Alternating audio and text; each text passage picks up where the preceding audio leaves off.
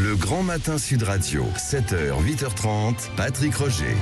Il est 8h14, Lévy sans interdit chaque matin du lundi au jeudi avec Elisabeth Lévy. Bonjour Elisabeth. Bonjour Patrick, bonjour à tous. Alors vous en avez un petit peu assez, c'est ça, d'entendre parler des punaises de lit. Oui, la quinzaine de la punaise de lit, là, franchement, ça suffit. Alors attention, Ouais. je ne suis pas punaiso-sceptique.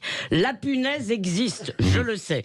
Mais alors que mille périls nous menacent et que les infestations, oui, on dit infestations, n'ont pas drastiquement augmenté, eh bien, il y a une psychose en France, des machines à café à l'Assemblée nationale. Alors, il y a des vidéos partout. Sur Google, c'est la recherche numéro 1. Les gens hésitent à prendre le métro. Hier, sur la ligne 4 à 6h, c'était assez tranquille.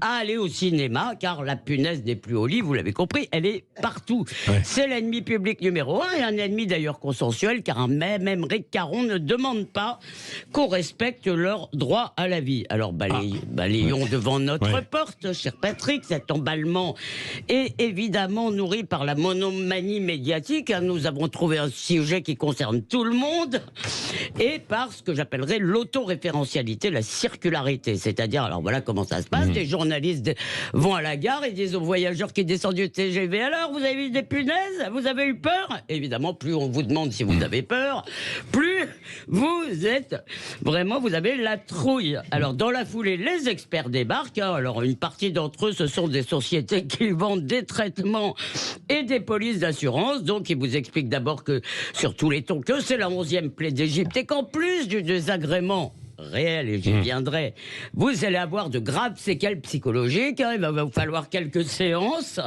Enfin, et puis comme au début du Covid, vous savez, il fallait laver ses courses et tout ça, là, on donne des conseils complètement farfelus. Alors, il faut laisser les manteaux de ses invités à la lumière. Oui, parce qu'elles ne vivent pas avec la lumière. Oui, c'est ça. Ouais. Bon, donc il ne faut rien faire, alors, si je vous écoute, Elisabeth Lévy. Lévy. Blague à part, évidemment, les pouvoirs publics peuvent et doivent agir, les citoyens faire ce qu'ils peuvent. À New York, il y a eu un grand plan.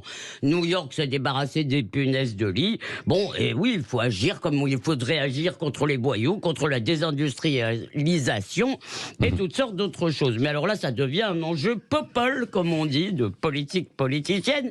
Il faut des coupables. Ouais. Que fait le gouvernement? Où est l'État? Mathilde Panot se pointe à l'Assemblée avec un bocal. Une fiole. Oui, un bocal, Oui. une fiole, Ouais. d'accord, dans lequel il y a les bestioles en question. Alors ça c'est pas jouer sur les peurs. Hein. Ouais, Alors on veut des plans, on veut des lois, on veut des solutions. Je suppose bientôt 1 minute de silence dans l'hémicycle pour les gens qui ont des punaises de lit chez eux. Alors oui, j'en conviens Patrick, cet ennemi sournois et invisible est dégoûtant, déplaisant, et comme c'est déplaisant d'être cambriolé, victime d'un dégât des eaux et de choses bien plus graves d'ailleurs. Alors oui, tout ça est vraiment, j'en conviens, vraiment pas agréable. Nous sommes quand même les héritiers d'une civilisation qui a bâti des cathédrales et fait des révolutions.